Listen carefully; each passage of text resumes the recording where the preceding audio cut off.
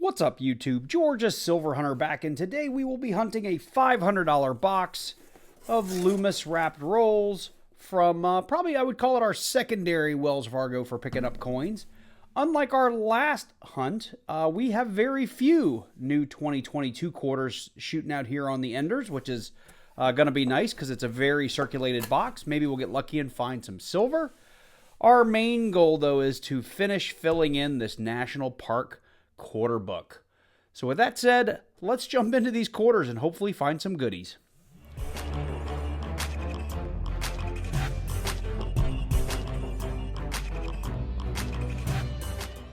So before we jump into these quarters, let's take a look at our album real quick just to remember where we're at. On the Philadelphia side, we are only missing the 2011 Washington and the 2010 Arizona. And over here on the Denver side, we are missing the 2010 Arizona and Oregon, the 2011 Washington, and the 2013 Maryland. And we can call this book done. So I'm excited about getting into these rolls. If you're new to coin roll hunting, I do have a document in the description down below this video that has all of the things that I hunt whenever I'm hunting, whether it be pennies, nickels, dimes, quarters, or half dollars. And just to recap that really quickly, there are a ton of errors we're looking for. We're looking for silver, we're looking for W's, we're looking for proofs, we're looking for business strikes, and typically within a quarter box we do occasionally find some foreigns, so we're always on the lookout for those as well. So let me look through maybe the first half of this roll here live on camera, and then I will go offline here and bring you guys in with our when we find something of interest. So let's see, just going through here real quick, there's a 21 Airman. That thing has a die crack on it. That 65, I believe, has a DDR and a DDO possibility, and I'll put that under my scope. And if we happen to find something interesting, I will definitely bring you guys in to look at that. The 83 has the Spitting Eagle. I have found one of those in the past. Let's see here. I'll just finish this roll up here real quick. People ask me all the time if I enjoy hunting quarters. I think quarters can be some of the most fun coins to hunt because there is so much that you can look for and can find.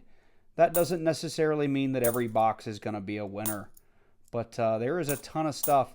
And it's also fun filling the albums.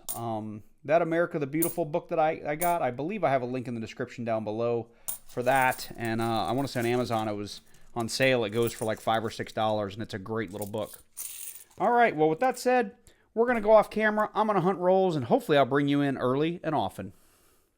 We're on roll number 6, and I've already looked at this, but I just wanted to show it to you guys. It is going to be a book filler. We found that 2013 Maryland and a Denver. So a book filler in roll number 6. We're on roll 14, and we found one of the big things we're always hunting for when we're hunting quarters, and that is that funny-looking little W where the mint mark is. That means it's a West Point quarter. The 2020s have a V75 privy mark over here just kind of to the left of Washington's chin, so we know it's going to be a 2019. Let's check it out. It is a Lowell, 2019 Lowell, Massachusetts. These things I haven't checked recently, but typically anywhere from about $10 to $20 on a regular W. I want to say the American Memorial Parks are still going for like $30 to $60, so these are very valuable quarters. We'll put that up next to our book filler and keep on hunting. Same roll, probably 10 or 12 quarters later, I have one actually already under the scope. And if you saw my last video, I talked about this one. I've actually talked about this one in a lot of our videos, but this is the 2008 Arizona, and it has what's called the extra Cactus error, and it's where we get a little die chip over the engraver's initials. And there it is under the scope. Typically on a good clean one, you will see a J, an I, and an M right here. With that extra Cactus or die chip, it covers up usually the J and the I, sometimes just the J, but this would qualify for that error. On eBay, I'll look and maybe at the end of the video drop it in here, but usually a buck or two, maybe $3 for something like this if you have one in good condition. We're on roll 20, and this came up reverse facing, so I set it back down, but we have a just absolutely stunning 2020 Marsh Billings Rockefeller W. Like I was telling you guys earlier, you can see that V75 over here for the 2020s. That's how you can tell just from the front whether or not it's going to be a 2019 or a 2020. But this thing looks fantastic for being circulated. Very excited. It's been a long time since I have found 2 W's in a box. We are on roll 48. This has been a pretty slow box. We're, I don't know, 4 or 5 coins from the end, and I already have the coin I want to show you under the scope. It is one of the Homestead Quarters. I've been talking about this one in my last couple of videos, but this particular coin has the leaky bucket die chip error. You can see right here, this big hunk of metal right there is not supposed to be there. There's supposed to be a nice straight line for the bottom of the bucket. This here is a die chip, which makes it look like a leaky bucket. Now, the really good examples, this die chip will extend all the way down here underneath the pump, and I have found those in the past. It's been a little while since I've seen one, but just wanted to show you guys this is the leaky bucket. So we have finished off that box of quarters, and I want to go back through our finds, and I do want to get you over to the computer to look at a couple of the errors and things we found just to get a good idea of the value on eBay. But what I wanted to start with, which is the point of this video, which is the hunt and fill on this National Park Quarter book. And I did bring you in for the one find that mattered, and that was this 2013 Denver, Maryland. Let me put this up here so we can see the spot. Right here is our 2013 Denver. We're going to go ahead and pop that right in. It makes me feel so good. We've got 3 spots left here on the Denver, and we have, just to remind you guys, the 2 remaining spots over here on the Philadelphia, and we'll be done with this book. We do, as with most quarter hunts, we had a handful of our bicentennials. We had 5 Denvers. We had 4 Philadelphias. I do hang on to my bicentennials and make rolls. So I do hang on to all those. And that leaves us with just 4 finds. And that's pretty low for a box of quarters, I'll be honest. I normally do get a lot more die chip errors, especially like in the Delawares or the Drooling Georges and that sort of thing. But I'll be honest, I'm getting less and less interested in those because I find them so often. So I don't always spend the time I should looking for them. Now the Delawares I do. I always look for that full crown error because it's very, very valuable. But we are going to go over, look back under the scope, check eBay for this die chip to get an idea of the actual value on that coin today. Same thing with our Arizona, as well as our 2 W's. So we did get that Lowell and that Marsh Billings. So let's jump over there right now and have a look. Okay, well, we're going to kick this off with our Homestead Quarter. You can see here we've got our 2015, and as I was saying earlier, here is our little die chip. And I've gone ahead and preloaded eBay with the sold listings. So all I had to do was search for Homestead Leaky Bucket. I filtered by sold listings, and this is how I always price coins. Like, I like to use Redbook and PCGS as a guide for what's valuable, but you have to go look and see what are people really getting for those coins. So when I look in here, I mean, this is fairly similar to what we have, and this person got $5 for it with $1.25 shipping. So they're using that eBay, ship a coin in an envelope deal there for the $1.25 shipping. The minute you put it in a box, that's immediately going to be about a $5 package to ship. So keep that in mind if you are going to do something higher than that, coin in an envelope shipping from eBay. Here's somebody that got $4.50. Here's somebody that only got $1.50. So, earlier in my video when I said $1 or $2 or $3, this is what I mean. It is very, very kind of random how much people get for these coins. I mean, here's somebody that got $8. Here's somebody that got $6. A lot of times it is about how big is that die chip and where is it. I mean, this person got $10.50, but you can see that die chip is a little bit different than some of the bigger ones. Here's somebody who, in my opinion, they just got unlucky. They only got $1 for this, and that is a huge die chip. So just understand when you list it, you might only make $1 or $2. You might get lucky and make $4 or $5. But to go back to our coin, it is very similar. It's not in the best of shape, so condition of the rest of the coin does matter. And also, this coin is well known to have the snowy roof, as well as DDRs here in the windows. So if you can find one that has multiple errors on it, it will go for more money. Let's move on to the next one. This is our 2008 Arizona Cactus era. Again, you can see we've got some gunk and dirt in this, and it's not the prettiest of coins. It's an average circulation, I would guess. But here we are right here. We've got this extra little bit of metal covering up our engraver initials. So let's jump back over here to eBay and have a look. Again, I searched for Arizona Extra Cactus.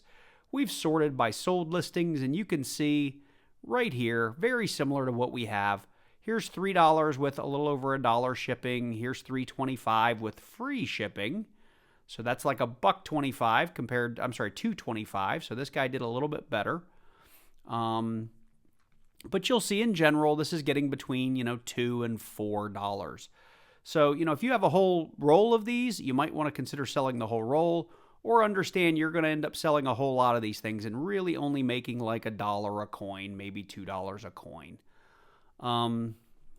So that is the Arizona. And that's one of the reasons I don't get real excited about this coin anymore, but they are still fun to find. Okay, we're going to move on to our W's, and we are going to start with our 2019 Lowell. And looking here under the scope, it's not in bad shape. Honestly, we've got a little bit of scuffing here on this side. You can see we have no V25 privy. Now, we've got some damage here. That would take away from the coin if we were trying to get it graded. But here is our W. And for those of you that don't know, I believe each W coin had about 2 million minted. So of the 5 coins made in 2019 and the 5 made in 2020, that means that there are 20 million W's out there in circulation.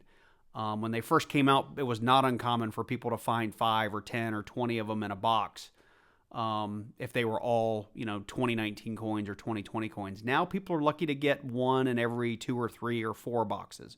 For me to find 2 in this box is pretty amazing.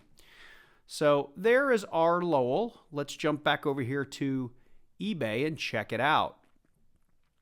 I wasn't too far off here. I think I said $10 to $20. Now, when you get into the coins being graded, especially here we are, MS66, that's a fairly high grade on that, and understand it was probably $18, maybe $25 to have this coin graded. So these folks are not making much money on this if they paid to have it graded. Here is just in a regular state, unslabbed, ungraded. We're $11.99, $12.99. I'm sorry, $10.99, but this guy got $5 shipping, so he actually did quite a bit better than this person here. Here's $13.79, so it's a $10 to $15 coin. Now, what I was most excited about is this V75, and you can see under this magnification we have much more of a mirrored finish on this one. We have a bit more scratching on the face here. But there's our V75 privy mark. The coin, though, looks great to the eye. Unfortunately, due to the mirror finish and all the scratches, under magnification, it does not look quite as good.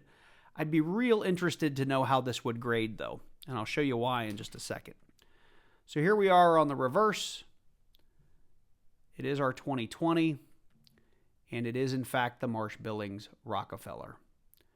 There is also a scratch right here that would detract from the grading.